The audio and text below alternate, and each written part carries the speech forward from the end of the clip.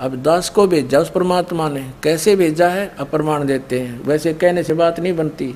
यही कबीर सागर है जिसमें परमात्मा कबीर जी स्वयं अपने पुत्र जोगजीत का ज्ञानी, कभी जोगजीत रूप, उसी को ज्ञानी भी कहते हैं। तो क्या बताते हैं, जब जोगजीत का रूप धारण करके ये कभी ज्ञानी रूप धारण कर लेते हैं अपने पुत्र का, आप स्वयं ही आते हैं वो परमात्मा। तो वहाँ जब प्रथम बार आए परमात्मा, ये देखो सबसम वेद बोध, कबीर सागर में सबसम वेद बोध पृष्ठ 121 पे, इसमें क्या लिखा है, निरंजन वचन सतयुग त्रेता द्वापर माही, तीनों युग जीव थोड़े जाही। अब परमात्मा के साथ जो गोष्ठी हुई थी उसका अंश दिखाता हूँ थोड़ा सा। और चौथा युग जब कलयुग आई, तब तब सन जीव बहु जाई, ऐसा वचन हरि मोय दीजय, तब संसार गमन तुम कीजय। अब परमात्मा ज्ञानी वचन रूप बदल का रहे थे मालिक, ज्ञानी रूप में स्वयं कबीर साहब पूर्ण परमात्मा। अरे काल परपंच पसारा, तीनों युग जीव दुख डारा, जीवन दुख डारा, बिनती तोर लीनी में मानी, मोके ठगे काल अभिमानी। चौथा युग जब कलयुग आई, तब हम अपना वंश पठाएंगे हम अपना वंश। और काल पंथ छूटे नर लोई, काल के पंथ से सब छूटेंगे नर नारी। सकल सृष्टि परवानिक होई, पूरा विश्व इस नाम का उपदेशी होगा, दीक्षित होगा।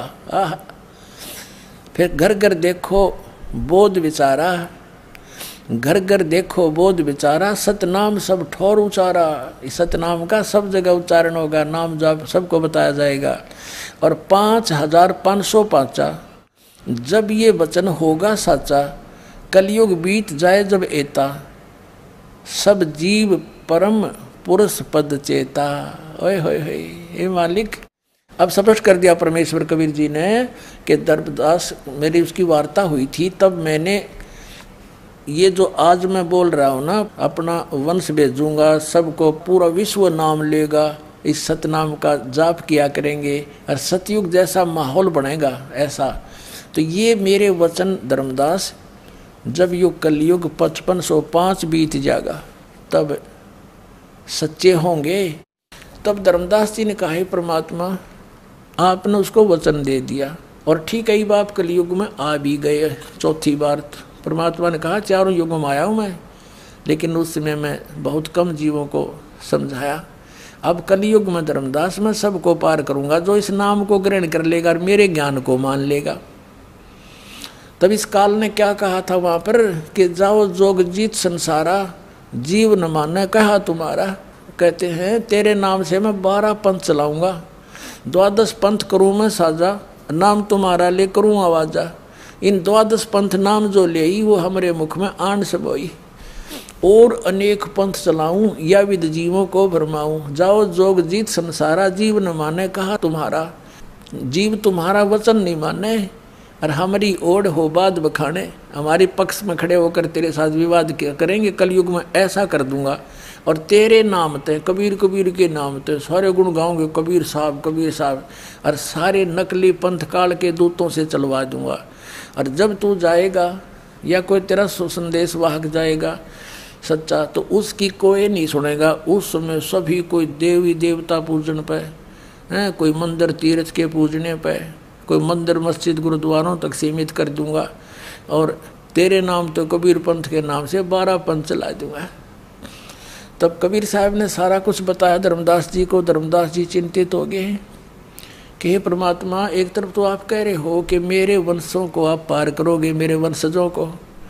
हे मालिक, आपकी कोई सुन ही नहीं रहा, आपके साथ कैसी बदतमीजियाँ कर रहे हैं, आपके पत्थर मार रहे हैं, झेरे कुएं में डालकर ऊपर कंकर भर दिया आप में दाता। आप तो समर्थ हो, आप बचे हुए हो।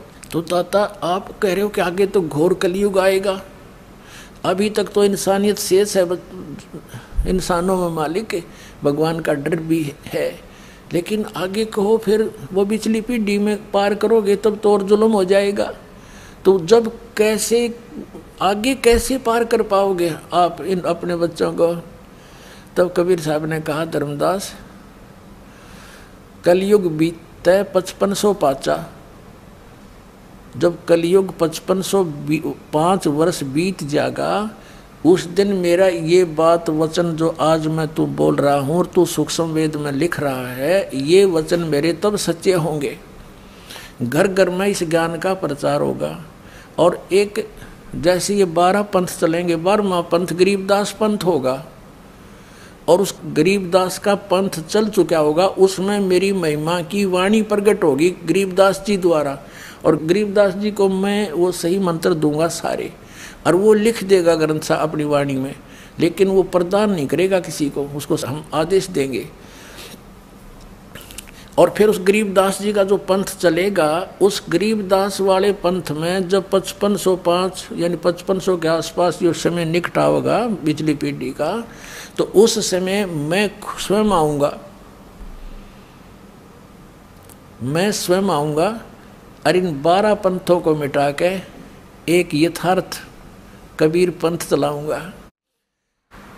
तो परमात्मा ने कहा था कि जो मैं आज बोल रहा हूँ ना, आज तो ये मेरी बात तने धर्मदास किसी को भी नहीं यकीन होगा, और ये उस दिन सत्य हो जाएगी जिस दिन वो समय मेरा निर्धारित जो ठीक रख दी मैंने, यो समय आएगा तब सब सत्य होंगे, सब इसको जो है ग्रहण करेंगे। अब ये निर्णय करना है कि 5505 कब पूरे हुए।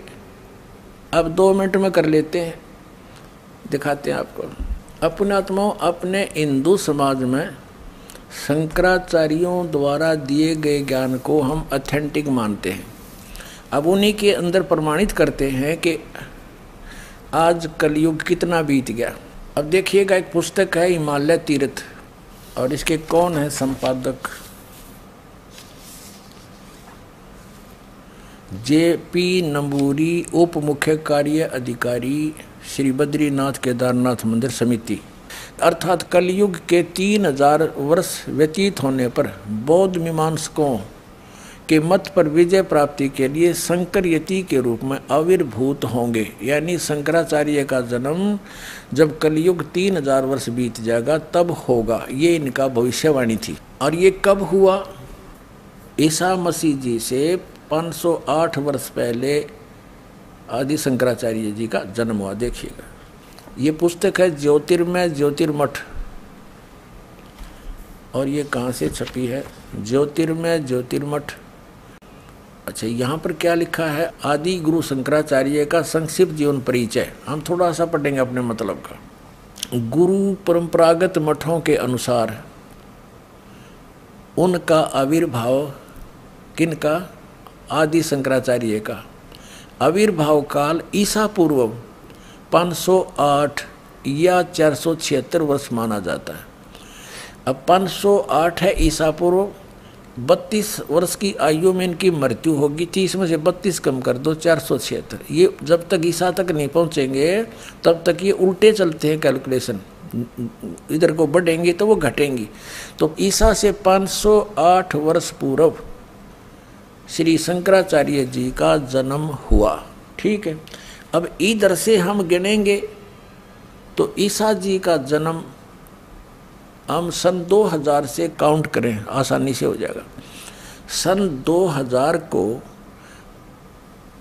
आदि शंकराचार्य को कितना समय हो गया था जन्म हुए ने? 2508 वर्ष, सन 2000 को। और उस समय कलयुग कितना बीत चुका था? इन्हीं के उस ज्योतिर्मठ, ज्योतिर्मय ज्योतिर्मठ पुस्तक के आधार से उसमें ऊपर से गिनेंगे तो 3000 वर्ष कलयुग बीत चुका था। और जब उनका जन्म हुआ तो अब से गिने तो उस समय को जब 3000 वर्ष कलयुग बीत गया था, सन 2000 से गिने तो 2508 वर्ष वो जोड़ दें उसमें, तो 2000 सन 2000 को योग कलयुग कितना बीत गया था? 5508 वर्ष। अब हम 5505 खोजेंगे वो कद पूरा हुआ। अब 5505 कलयुग कब पूरा होता है? तो सन 2000 को, तो 5508 बीत गया कलयुग। अब 3 पीछे चले जाओ, 1997 में 5505 वर्ष कलयुग बीत चुका था, यानी 5505 आ गया, सोच लो कलयुग। तो अब वो 5505 1997 का फिर क्या रहस्य है?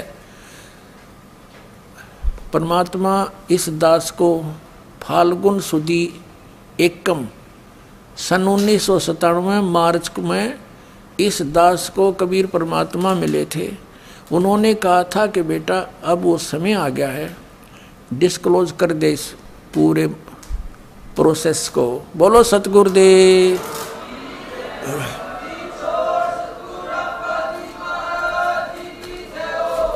तो अब 1997 में दास को मिला था, तो उन्होंने कहा था अभी मेरे मिलने का समय तो डिस्क्लोज ना करिए कि मैं तुझे मिला हूँ, ये अभी बताना नहीं, कुछ दिन रहस्य रखना फिर बताना।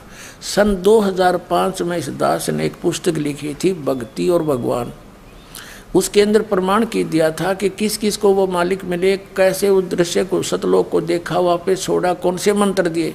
तो उनके साथ साथ दास ने कहा था कि इस दास को भी मिले और इस समय मिले। और एक पुस्तक है आध्यात्मिक ज्ञान गंगा, ये सन 2008 से चल रही है।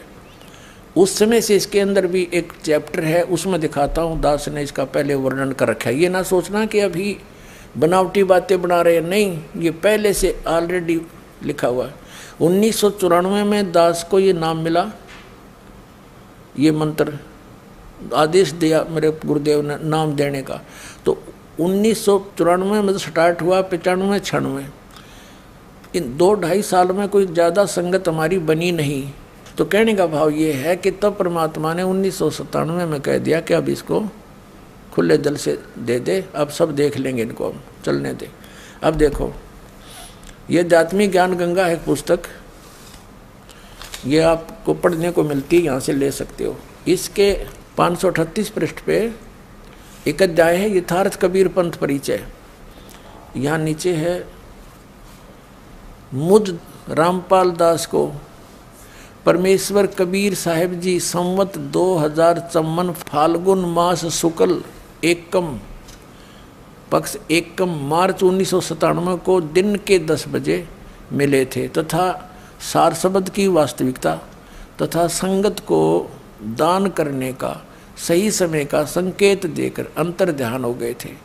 इसको अगले आदेश तक रहस्य युक्त रखने का आदेश दिया था। किसको? कि मैं तुझे मिला हूँ, अभी ना बताना, कुछ दिन किसी का यकीन नहीं होगा, तू झूठा पड़ेगा। तो दास ने फिर लिख दिया, फिर आगे लिख दिया, विशेष किसी को बताया नहीं, लेकिन ये आज क्लियर होना था 2012 में। इसमें डूंडा पाटेगा, पूरे विश्व में तहलका मचेगा, सत्यज्ञान एक ही रह जाए कबीर भगवान का।